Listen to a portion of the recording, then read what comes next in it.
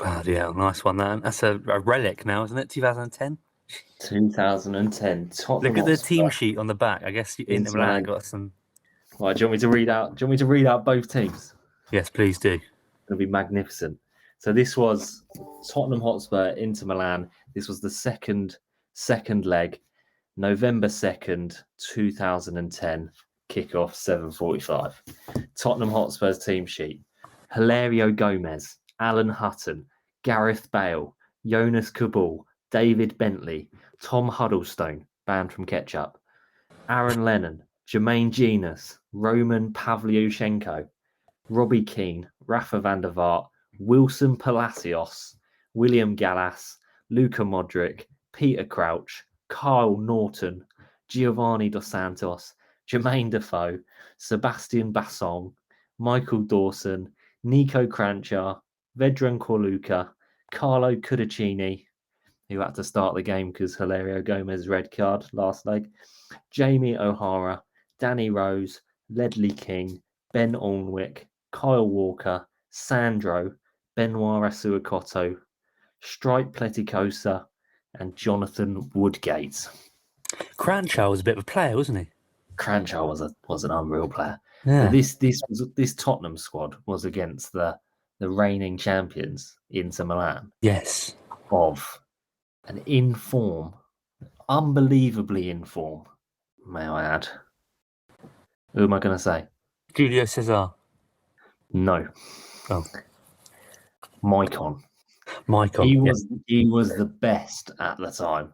Yeah. And bit of a tank right back.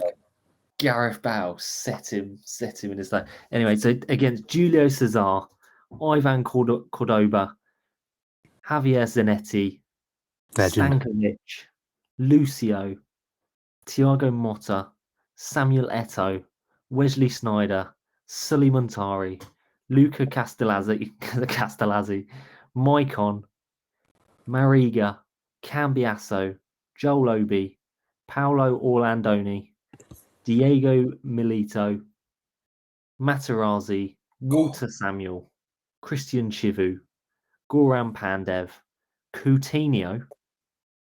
A young Coutinho. Young Coutinho. Young Coutinho. Young Coutinho. Davide Santon, Nwankwo, and Biabiani. Jonathan Biabiani. He was a pace merchant on like a FIFA 12, wasn't he? Remember that? Yeah, I do.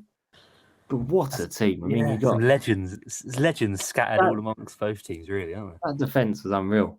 Yeah, Lucio, Zanetti. God. And who was the manager back then?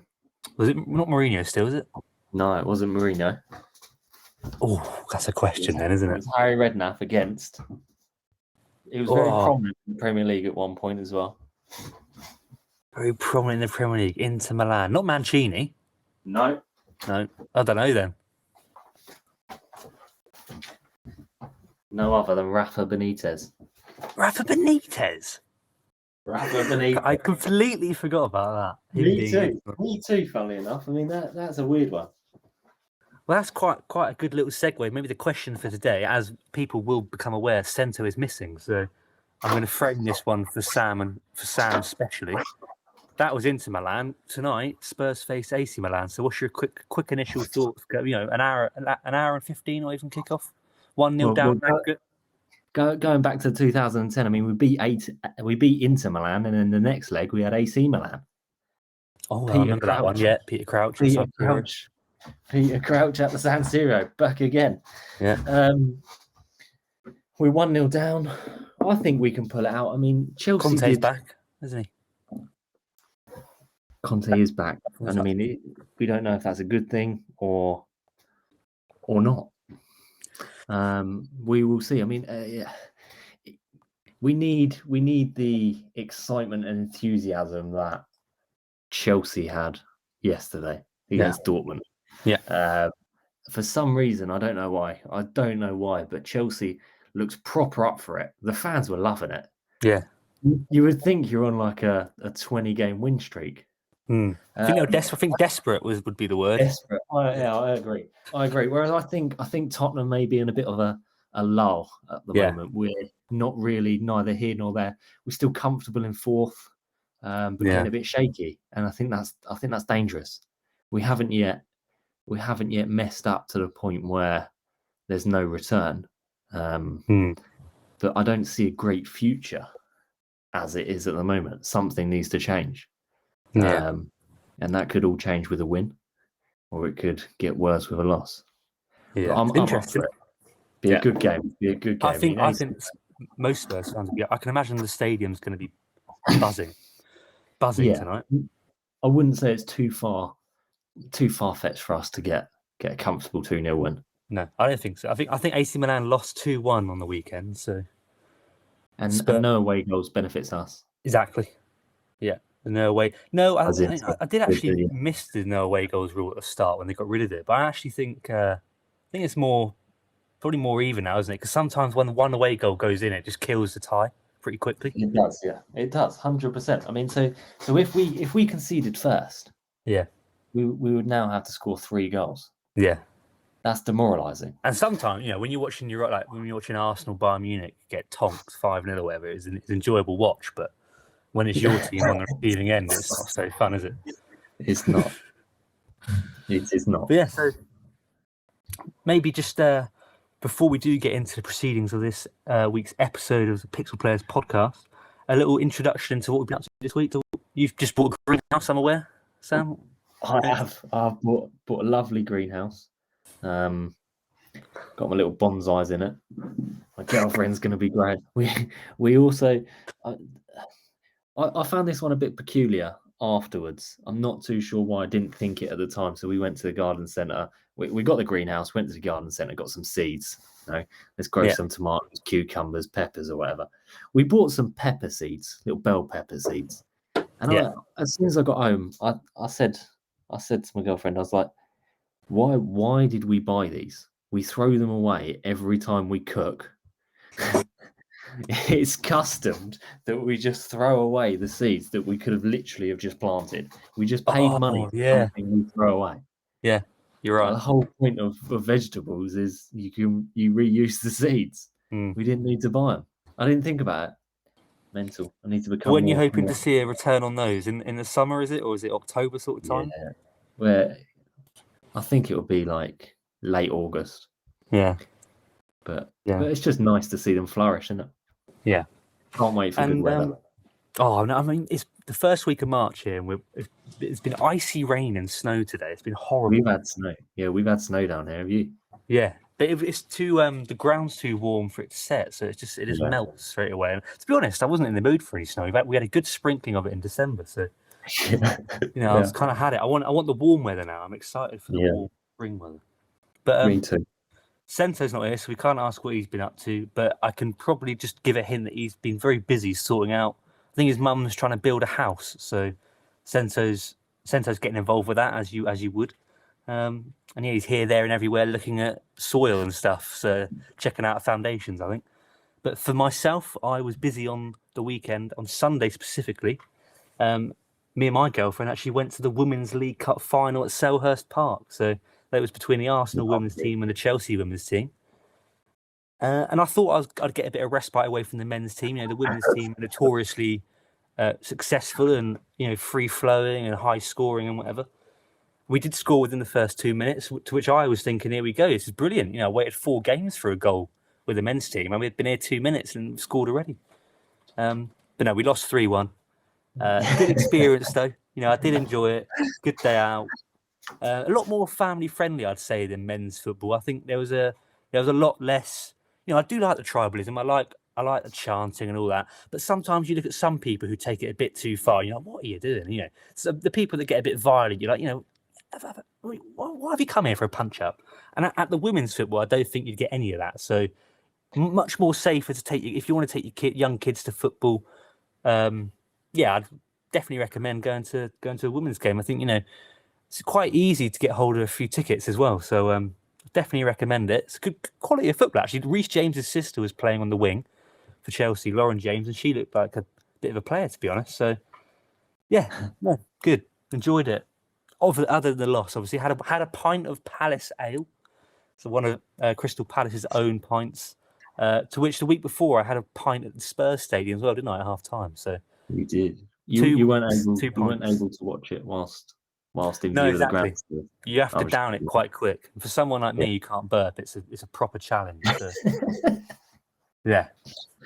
But that's that. So welcome to the Pixel Players podcast, episode 19, powered by the Pixel Players Network, the home of pixelated football nostalgia.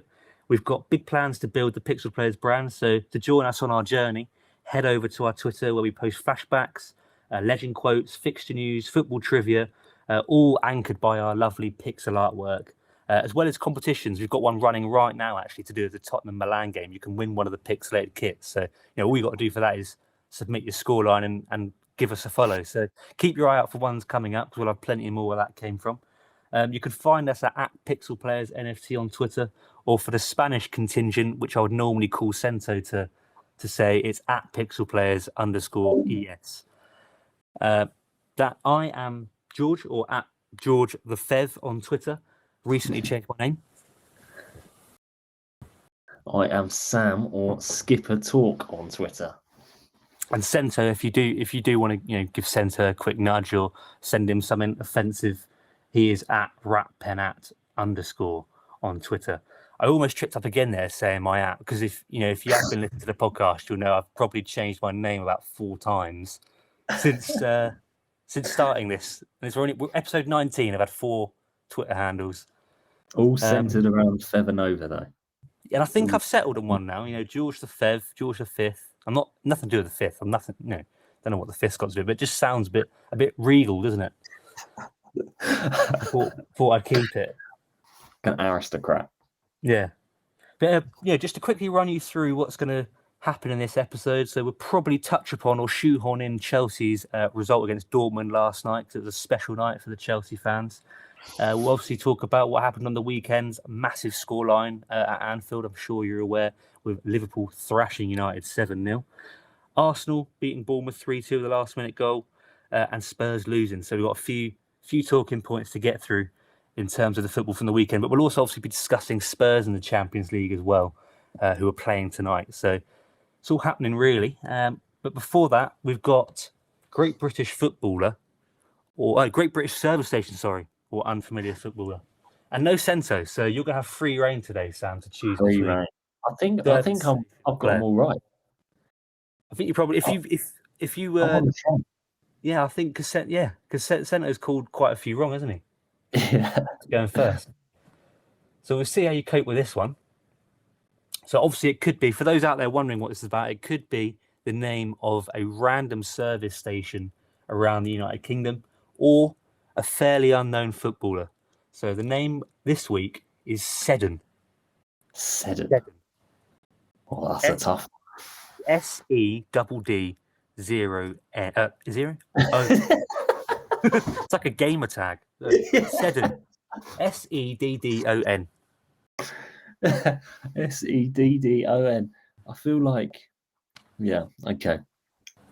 I'll express my views towards the end, but yeah, so we'll come back to that at the end. So stay tuned, or if you can't be asked, skip straight to the end to get to the answer. Seddon. So while we'll leave that one to marinate, we'll touch upon, maybe we'll pair up Chelsea's result on the weekend with last night, just so we can get that one out of the way, because it's probably the most poignant talking point right now. Obviously, with Spurs kicking off in an hour.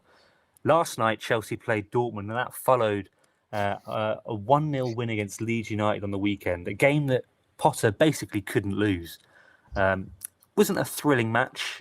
Chelsea played okay. Again, more unluckiness. I don't think Leeds troubled our goal too much, but 1-0 win, a headed goal from a set piece, Wesley Fofana.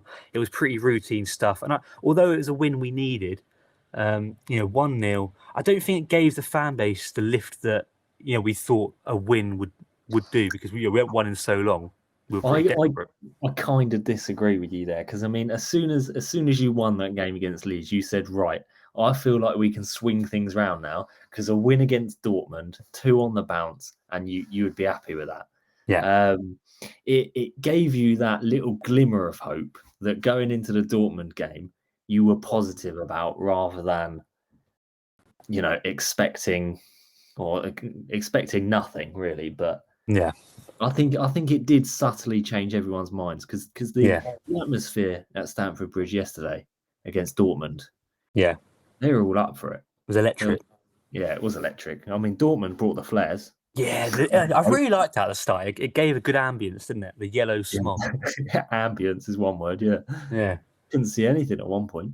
No, I thought they were going to halt the game, to be fair. But no, the Leeds game, I think you're right. The Leeds game definitely gave us a platform to build on. But I just think it wasn't, as the Dortmund game last night has really kind of changed a lot of people's outlooks on Potter and Chelsea and a lot of the players. I don't think the Leeds game did that at all. I think a lot of people were still moaning at Havertz. I think he played full 90 actually against Leeds, but didn't really do much. Well, I mean, Havertz is a topic in the Dortmund game still. He is. From my point of view. We'll get onto that. We'll get onto that. But no, to get to the crux of it, it wasn't pretty against Leeds, but they got the job done. A last ditch effort from Leeds United keeper. Did you watch the Leeds game? Did you see the effort at the end from Meslier? Saw the highlights. Yeah. Yeah. I mean, I thought it was going in. I thought a goalkeeper was going to equalise in the 90th minute, but no, straight down Pepper's throat. It would sum Chelsea's season up, wouldn't it? Yeah, really would. But yeah, it went your way. But yeah, 1-0. 1-0 took the win. And then eyes were on Dortmund, weren't they, on Tuesday, which was yesterday. So going into it, I think, again, a lot of people wanted the system to change. We wanted a back five. We were sick of seeing this back four because Reece James and Chilwell weren't, actually we rested Reece James for the game on the weekend. But yeah, no, we weren't playing to our strengths, really. And I think our strengths, the last few years have definitely been the wing backs. So Potter changing the system for Dortmund was a positive. He brought in Cucurella, who was obviously everyone knows has actually been booed by Chelsea fans. Yeah. And I think Cucurella was exceptional, as many players were. I don't think I noticed him. But that's good, isn't it? I think there was one chance. There was one chance where he could have played a through ball, and I was like, "Oh, there he is again." Yeah. And yeah, I mean, you are right. To be fair, I didn't notice him for the rest of the game. Yeah, he was very. He didn't hang on the ball for too long. He sort of intercepts it, get rid of it straight up the pitch, or get hold of it, bang straight to João Felix, or whatever. So I think Cucurella, as soon as he got it, he was looking to get rid of it in the positive sense. He actually played quite a few forward balls, which he was getting booed for not doing in the last few months. But Wesley Fofana as well. No, I think when I saw Wesley Fofana come on against Tottenham 2 weeks ago, he actually looked like a really, one of a positive light in a shower of shit, to be honest.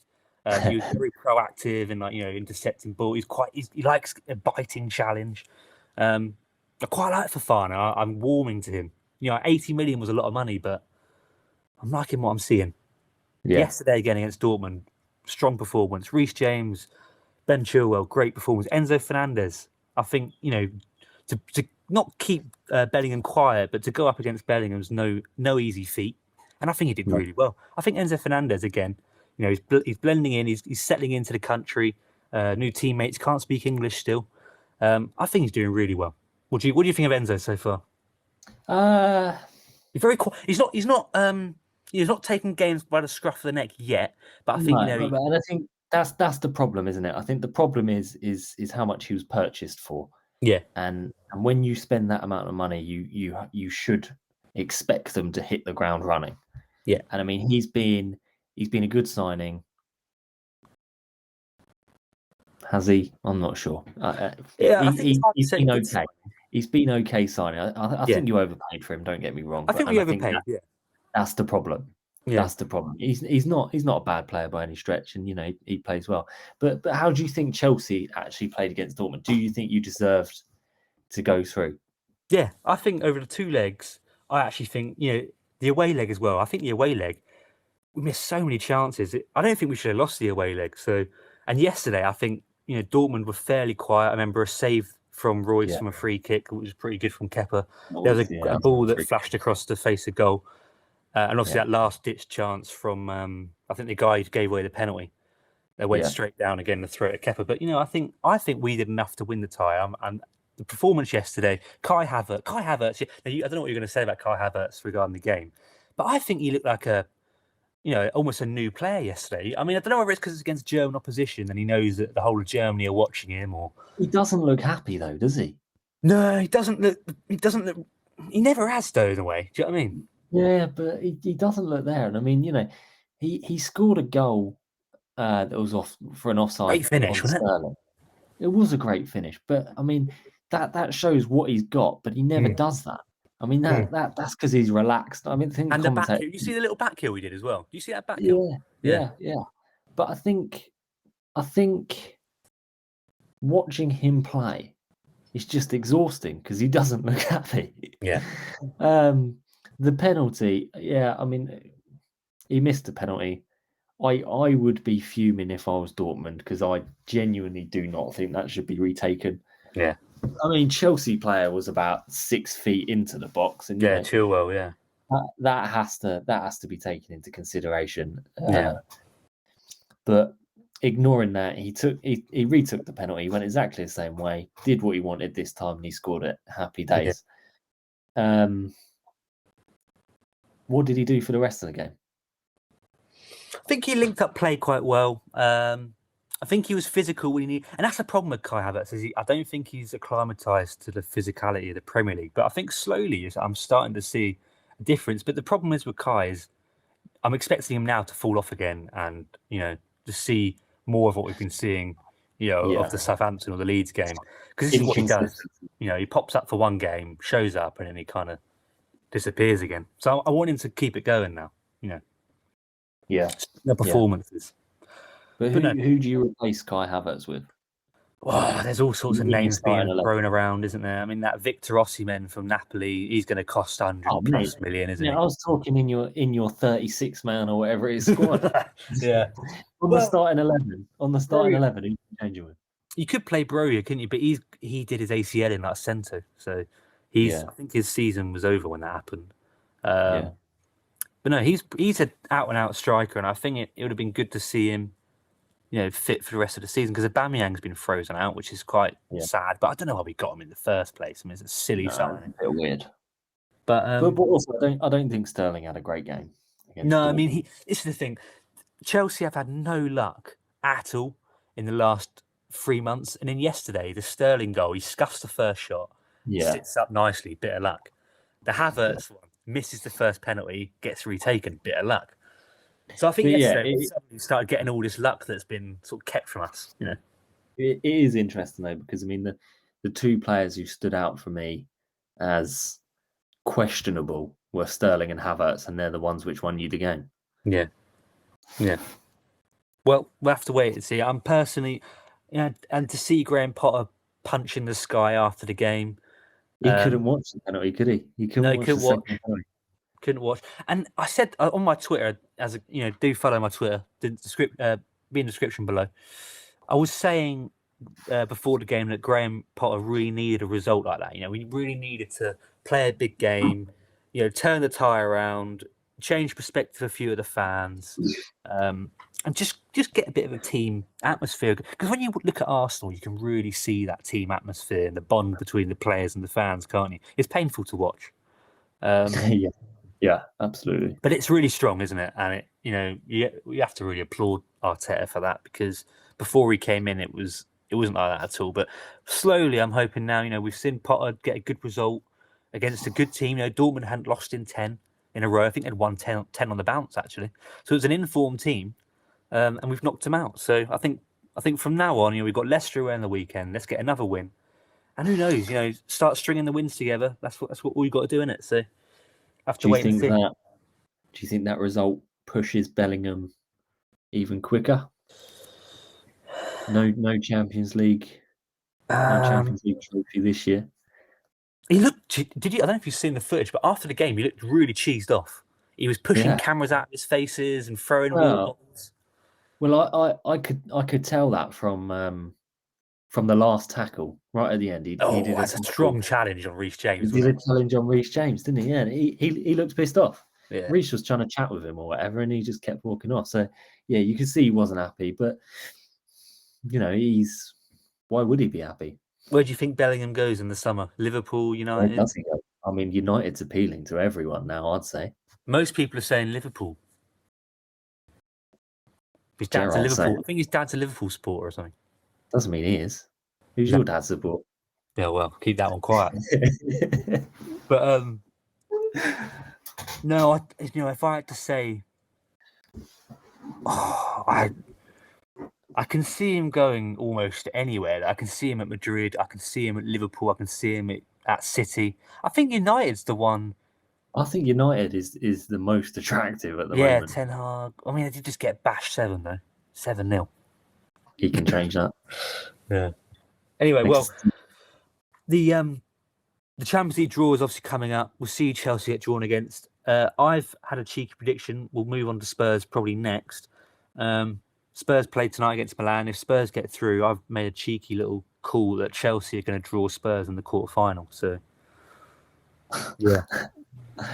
So Chelsea fan wants Spurs to go through. You just want revenge, don't you? What, from the other week? Be From nice. the other I week. think it'll be a good tie, don't you think? It'll be all right.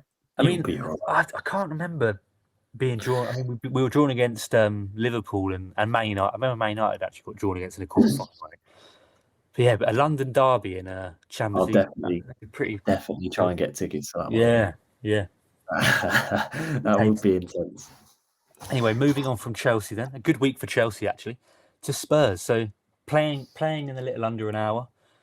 Lost 1-0 to Wolves. So the pressure mounting on Conte. A lot of Spurs fans wanting to twist rather than stick. Although I've seen a lot of fans also saying that they'd want Levy to back Conte, give him another deal, and build around or build a team in his vision. So, as a Spurs fan, what's your take on things?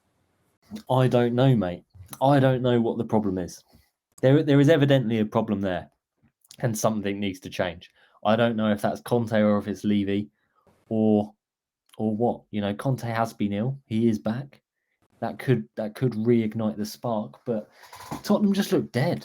When we're playing, we just look dead, and I don't think we've looked good and had massive chances in games for a long time. I mean, we beat Chelsea. We didn't look good. No. We were just the better of two bad teams at that time. And I appreciate Conte was away and Stellini was handling the reins, but even against AC Milan a few weeks ago, we just looked crap. Hopefully today, we get that spark, we get that home sort of buzz. Win 2-0, 3-1, something like that. You go through. Happy days. You start again. It sort of ignites the spark. Being in the quarterfinals is big. It's where it starts to get special, isn't it? Yeah, because then you win one leg in the quarterfinals. You've got a buzz. You start to see the path, don't you, to the final. Yeah. You see, absolutely. I mean, at that point, you get to the quarterfinals. You win the quarterfinals. You've only got 3 games to go. Yeah. So it's excitement. But I don't feel that at the moment. I mean, I didn't catch the Wolves game, but to concede in the last 10 minutes. I mean, how was Spurs in that game? Was it as bad as it sounds? It was inevitable though. I mean, Tottenham trying to sort of I think Tottenham were trying to do that. We were trying to take it to the end and score, win 1-0, happy days. Yeah. It just backfired. And when it backfires like that, we're not scoring 2 goals. And Wolves go into ultra defence and don't let you get anywhere near. And we didn't really have clear-cut chances in the game. No.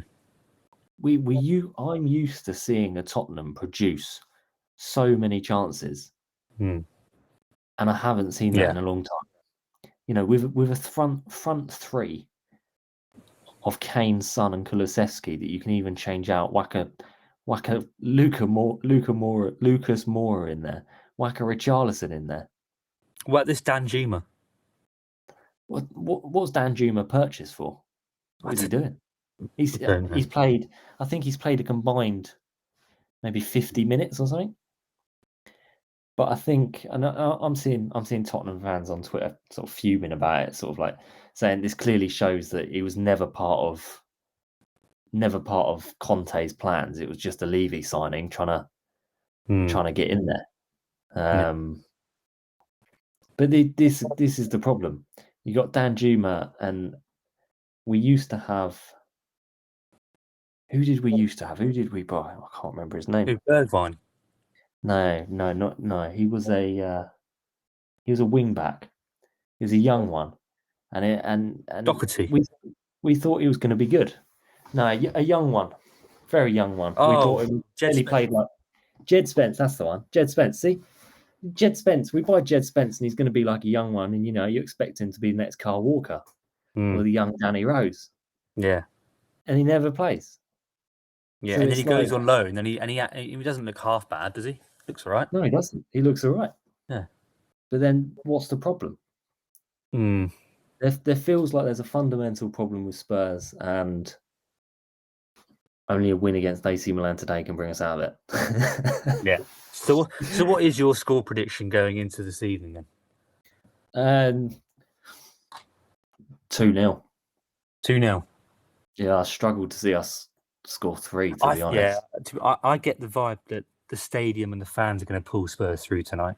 I think it's going to be quite a good atmosphere. AC Milan's a big European team. The biggest problem would be if we concede early. Yeah. We concede within the first 20 minutes, we are going to struggle. I know Tottenham like coming back, or we used to like coming back. Yeah. We will struggle.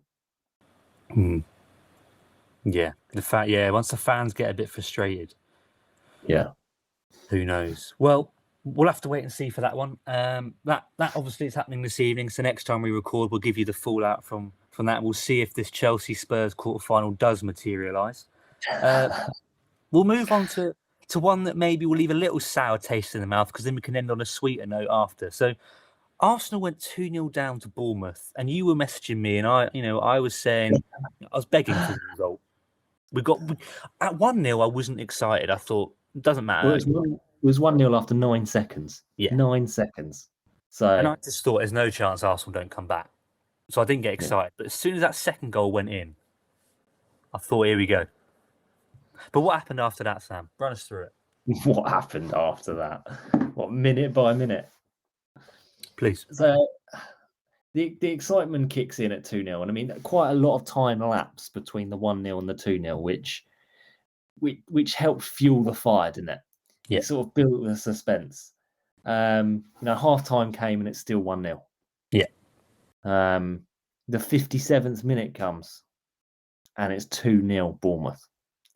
Now, when you're 2-0 up in around the 60th minute, you get excited. You get excited. You've got to score three goals in half hour. 62nd minute, Partey taps one in. And I think that's the crucial point, isn't it? The fact they scored so soon after the second It's goal. the momentum shift, isn't it? Yeah. I mean, it's no longer 1-0. It's we've scored. We're only 1 goal away from a draw. Yeah. 2 goals away from a win. Yeah. 8 minutes later, Ben White. First goal of the season. First goal for Arsenal, I believe. First goal for Arsenal. So he doesn't score often, and he's cropped up at a big moment. What happens? So 70th minute is 2-2. And then another 27 minutes lapse. We're in the 97th, 98th minute. 97th minute. Of 6 added minutes. Of 6 added minutes. I believe it was 97 minutes and something like 6 seconds. A corner comes in. Keeper makes a meal out of it. I'm not really sure what happens, but Sento knows a lot about this keeper. Neto used to play for Valencia. Yeah, there's a lot of faff going on in there. The ball falls to Nelson on the edge of the D, and he just left foot hooks it. Picks his spot, doesn't he? Picks his spot. He was completely open, though. I mean, it was just a flap on it. They were trying to get the full-time whistle. Bang. And then there was elation, absolute elation at the Emirates. And I've seen the FA are actually investigating the celebrations. Have you seen this? I heard this, but I got confused. So I think it's something to do with the encroachment on the pitch or something. Not too sure. Because as soon as they scored, there was a sub who ran on. Yeah. A few, I think. And what are they investigating exactly? I think it's interfering with the game or something, isn't it? Something like that. The only thing I'm not too sure on is did the game restart? I don't think it did. So I heard it was the last kick of the game or whatever, but I I haven't Yeah. seen one of them in a while, and that's satisfying. I mean, For him to blow the whistle. the last one I saw of that actually, and it's a shame Sento's not here because I watched it with him. It was Chelsea at Atletico Madrid. Chelsea were away at the Metropolitano. It was the first Champions League game at the new Atletico Madrid stadium, and Michy Batshuayi scored in literally the last second. Yeah, Michy Batshuayi scored, and then the final whistle went. Watched it with Sento. Great game. But no, yeah. I mean, you can't blame me. I don't know about you, but I didn't watch the highlights either of that one. It did leave me a bit empty actually. I had such high hopes for Bournemouth. I did watch the highlights. Yeah. I mean the problem as well. I say problem, Tottenham fan. They're now 5 points clear, but not only are they 5 points clear, they will have a potential to go 8 points clear because they are playing before Man City against Crystal Palace, I believe. I feel like Palace need a win, so we can keep our fingers crossed for that. Yeah, so Man City in the FA Cup. Yeah. Chelsea can take advantage of, and then at Arsenal. So I believe Arsenal will have a game in hand and go 8 points clear. Swings the other way now. But on one hand, I'm thinking, the 2 goals they conceded against Bournemouth, there must be signs of vulnerability. You can't concede 2 to Bournemouth, can you? Getting away with it? Surely there's going to be a team coming up who are going to actually, make Arsenal pay for their mistakes. Because they've scored 59 goals this season. 59. The only team to score more is Man City with 66. And that's an Arsenal we've not seen in a while. Yeah, it's just not only that they've conceded 25 goals, same as Man City. Yeah, I believe it's joint second lowest with. So Newcastle are lowest, conceded 17 goals. Arsenal have conceded 25, along with Man City and one other club. Have a guess what club that is? Brentford. Chelsea. Oh. Albeit you've only scored 24. Yeah, that's awful. Yeah. But yeah, no. So what do you think? Do you think, because I'm getting the vibe that it's kind of written in the stars now, like this is like the 3rd or 4th last minute winner Arsenal have had, and when you said 5 minutes ago on this podcast, Arsenal had half an hour to score 3 goals, and they bloody did it. I mean, in my eyes, not really much has changed since last week. No. They're in exactly the same position, 5 points clear. They just nearly lost to Bournemouth. Do you think it's written in the stars or not? You think it's still on? You think it's still on? It's game on. Man City have done this time after time. Yeah. It's on for Man City, and if anyone's up for that fight, and if you believe any team to do that, it's Man City. You look at who Arsenal have in the run up to the end of the league. They should win a lot of them. They've got Liverpool in a few weeks. I mean, Man City have Liverpool next week, I believe. This weekend. They've still got to host Chelsea as well. I'm hoping that Chelsea can do a favour for City. It's not this weekend. Apologies. But Liverpool have got Arsenal on the 9th of April. Arsenal also have Man City on the 26th of April, Chelsea on the 29th of April, and Newcastle on the 6th of May. Those 3 games are tough. That's make or break, really, isn't it? That's the thing. If City can keep in touch and distance until Arsenal hit that rocky patch there, then who knows? Absolutely. And I mean, we're talking about Bournemouth, and they've just had a little rocky game. Yeah. Bournemouth. Where were Bournemouth? Where are Bournemouth? Fighting for relegation, aren't they?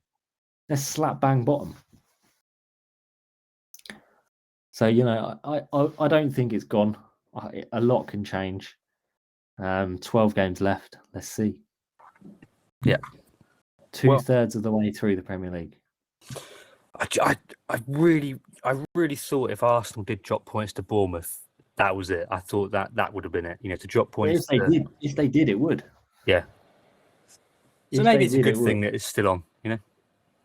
Yeah. That's the positive we're going to have to hold.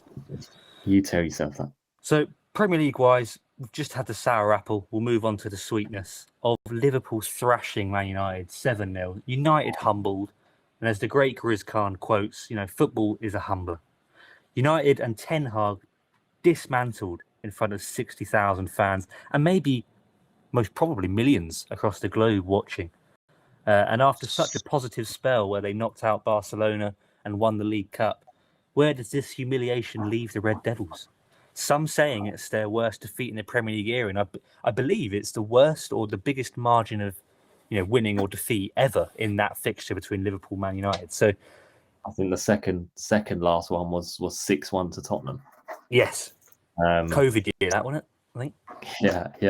But so I watched the first 40 minutes of this game, and then I went out for a Fat Boy Chinese. Yeah. And in the Chinese, I had no signal. Yeah. So I watched the first 40 minutes, and Man United looked good. Yeah. They had a couple of chances. Rashford had a chance, which isn't shown on the highlights. But Bruno Fernandes had quite a decent chance with a header. Yeah. So it could have gone into half time at 2-0. So anyway, I left, and by the time I got to the Chinese, it was already 4-0. We'd had half time, 3-0, I think 3-0. But I was just confused. I didn't know what happened. And then by the time I left the Chinese, 7-0, obviously full time. It's ridiculous. Watching the highlights back, it's when luck's going your way, it's going your way. Yeah, you just hit everything goes in, innit? There were a few lucky goals towards the end where it just bounces, falls to Salah and he just naturally hits it. Yeah. That's no skin off Salah's teeth, because, I mean, that goal he scored crossbar and in was just out and out Salah. Yeah. That's talent. But again, the ball landing there, luck. Hmm. But I'm hearing a lot of. I think I heard Goldbridge moan. Obviously, that's nothing but moan if they lose. But he was moaning about the subs. Yeah. Who was taken off, who was put on, and I mean, I'm just going to get them up. There's a lot of chat about Fernandes as well, isn't there? The attitude that Fernandes was showing. Yeah, I mean, he also pushed a linesman on the back or whatever, and people are calling for him to be. I watched that. I mean, I don't think there's much there, to be fair. Yeah. But anyway, so the subs that Man United made. So Weghorst comes off in the 58th minute. Who also touched this was Anfield time, which caused a bit of a stir, didn't it? But yeah, I think the problem with that is when he doubled down and sort of said the reason he touched it was because he wanted to annoy Van Dijk. Didn't annoy him. It was 7-0. You don't lose 7-0 and try and annoy someone. So you got Weghorst coming off for Garnacho. You got Fred coming off for McTominay. And McTominay's supposed to be quite structured in his play, isn't he? You're not supposed to concede 4 goals after McTominay comes on. Yeah, I think that's what Goldbridge was moaning about, and the same with Martinez and Casemiro coming off at 5-0. Yeah, they concede 2 extra goals. But yeah, nothing. It's an embarrassment, really. I mean, it's an embarrassment. So I think Liverpool rejuvenated a bit by that, in that they got a game in hand on Tottenham still. They're only 3 points behind Tottenham, so they get that game in hand. They'll go 4th. Liverpool win, they'll go 4th.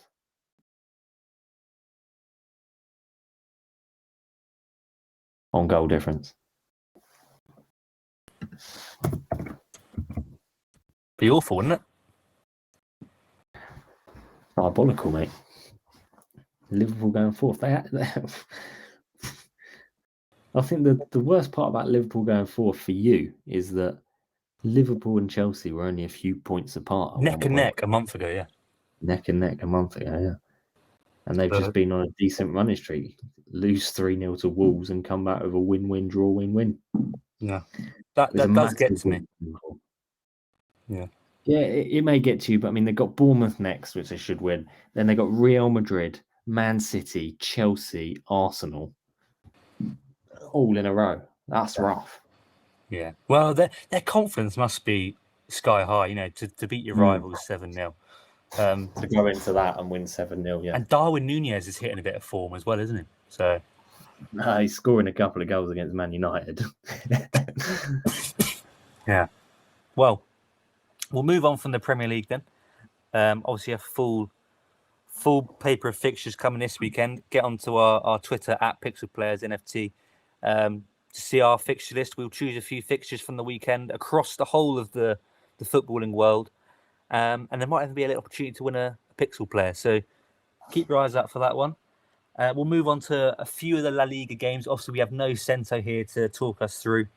But Valencia lost to Barcelona, which was expected 1-0. A respectable loss for Cento's Valencia, who picked up 3 points last weekend against Real Sociedad. But I think we all kind of had this one down as a loss for Valencia. So as long as they didn't lose, 3-4, 5-0 like Man United did, it would have been okay.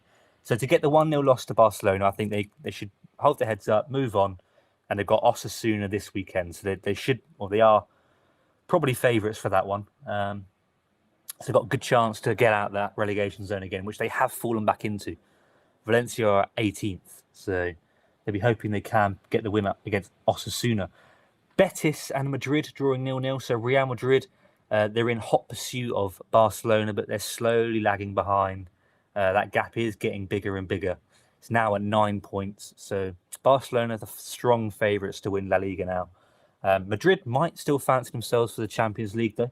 Obviously, they beat Liverpool 5-2 last weekend. So strong favourites to go through there. I'm actually hoping Chelsea can avoid them in the quarterfinals. Don't fancy that one. But yeah, Atletico beating Sevilla 6-1. Sevilla are competing against Valencia in the relegation scrap in La Liga. I'm pretty sure if you look at the Liga table, I think the bottom 6 or 7 teams are all kind of in contention for relegation. So it's all to play for there. It's all going to kick off. So yeah, move on from La Liga. I've got something here that Cento's kindly prepared for us called Bizarre Football. It's quite an interesting story, actually. So it's about a dog called Pickles. Pickles the dog is apparently the lucky pooch that found the stolen 1966 World Cup. So to get into this, thank you, Cento, for sending this one in. Obviously, if you're a fan out there listening, get in, like, comment, subscribe, get involved on Twitter. And if you've got any stories like this, send them in. We'll read them out. So this one's from Cento. On a Sunday afternoon in late March of 1966, a few months before England was to win its first World Cup, the World Cup trophy was stolen. It had been on display for the public at a rare stamps exhibition in Westminster, London. And rather than stealing some rare stamps that were valued to be worth £3 million, the thief elected to swipe the Jules Rimet trophy, the golden trophy given to the winner of the footballing World Cup.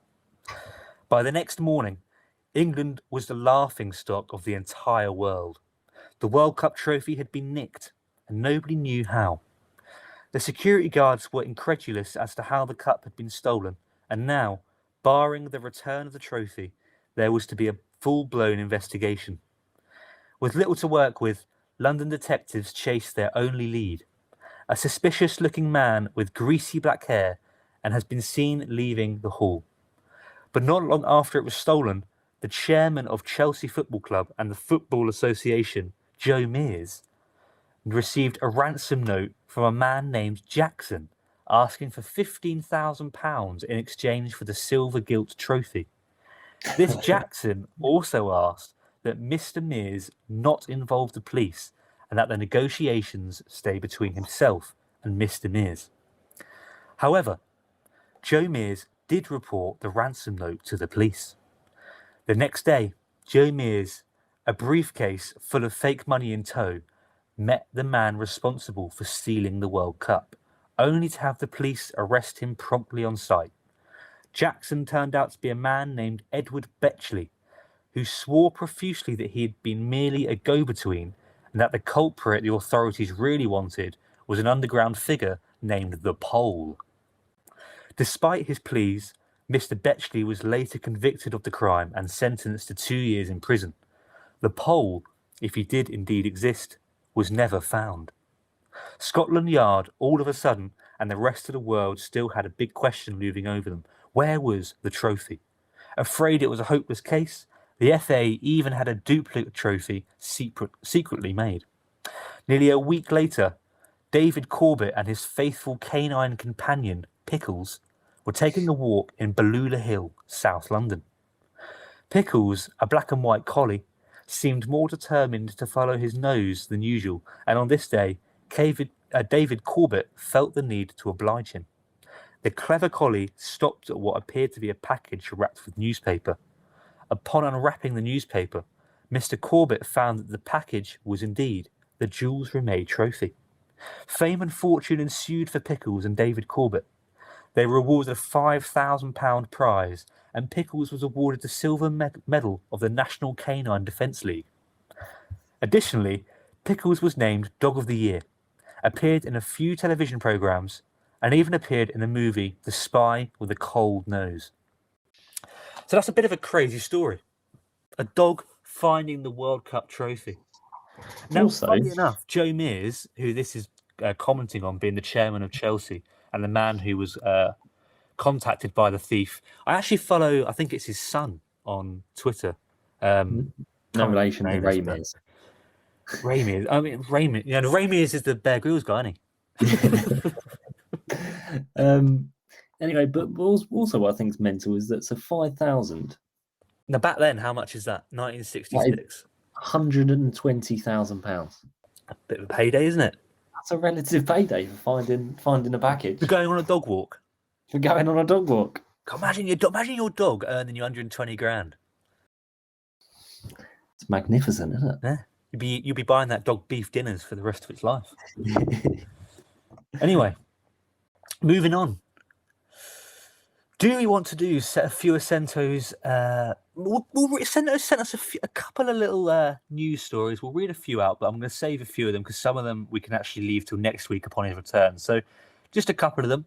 So Ukrainian tennis star Marta Kostyuk refuses to shake her Russian opponent's hand. The Ukrainian tennis star last night refused to shake the Russian opponent's hand after beating her in a tennis final. And dedicated her win to those fighting and dying in her homeland. Football's white paper, a good start, but will it work? So after the demise of League Two club Bury in 2019 and an independent fan-led review of football governance, the government in England has concluded that intervention is necessary to save football from itself. No longer can it go it alone. I mean, so that might even see the end of things like the Qatar takeover of Man United. So that's quite an interesting topic of discussion if you wish to research it further. So was that involving? Was that stating that because of Bury went into administration? Yeah, I think that was kind of one of the final straws of this shouldn't, with the amount of money in the Premier League, that really shouldn't be happening to clubs only 2 divisions down the food chain, so to speak. So on the flip side, I do remember Chichester getting a bye. Yes. Chichester Football Club getting a bye against Bury and them being ecstatic. And that, if you actually, there's a small documentary on YouTube. Chichester is our hometown, by the way. It's a tiny football club. You've probably never heard of them. But there's a small documentary on YouTube detailing the FA Cup run that Chichester went on about 4 or 5 years ago. And if you actually look at it, they did get a bye against Bury, who were liquidated. But I'm pretty sure if you on the little documentary, it says that financial, that cup run, and I'm pretty sure the game that Chichester got against Tranmere Rovers was televised. And the money that you earn from televisation of games, it actually saved Chichester in regards to the COVID year that followed. So after that FA Cup run, it was COVID, so the club was shut and whatever. And they were saying that financially they wouldn't have survived. So that television money that they made in that season essentially saved them. So swings and roundabouts. Swings and roundabouts indeed. Yeah. Getting to the end then, one more thing to touch upon, and it is obviously the answer to Premier League, not Premier League, Great British Service Station or unfamiliar footballer, Seddon. Right, my question to you is arguably very important. Now on your previous service station or footballers, you have given us not service stations, but little villages. Now, they have to have some sort of amenity there. So if you're driving through, it's not just a village. There will be a little eatery or... So I am almost certain that I have driven through somewhere called Seddon. I feel like Seddon is a little country village.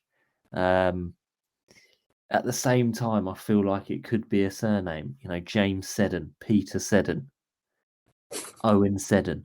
It's a name that rings. It's a name that rings. However, Seddon to me sounds more like a little village than it does a football player. So for that reason, I'm hitting the service station button. Service station. Okay, I'd love to hear what Sento would say. But without further ado, to get into the answer. So this week, Sam says service station. I can reveal that Seddon belongs to a Cambridge United defender called Steve Seddon. Utter lunacy. Now, he's actually on loan. I'm unsure what club he's on loan from, but he's currently number 42, Steve Seddon, defender for Cambridge United. Born in 1997. So if he was a midfielder, I feel like he'd be the next Steve Sidwell. He was actually born on Christmas Day, 1997. So, well done, Steve. I'd actually hate to have a birthday around Christmas. Don't know about you, but I'd hate to have a surname like a little village. You know what? Funny enough, I won't say your surname on the air because we don't. But I have seen a couple of villages with your surname. What is in Shrewsbury, I believe. So if you want to search your surname, Shrewsbury, you will find it. I have heard many a house name after you too. Yeah, thank you. Well, I think that's it. I think that's it for this week. Join us next week. Sento will be back. Please get in the description below where there's links to Sam's Twitter, my Twitter, our Instagram, obviously the PixelPlayers NFT Twitter, Sento's Twitter, obviously. Yeah, I think that's it. So thanks everyone for listening. Don't forget to like, comment, subscribe. It all helps us out. Get in touch on Twitter. We'll read out any opinions you may have. Thanks for listening. See you later. Cheers.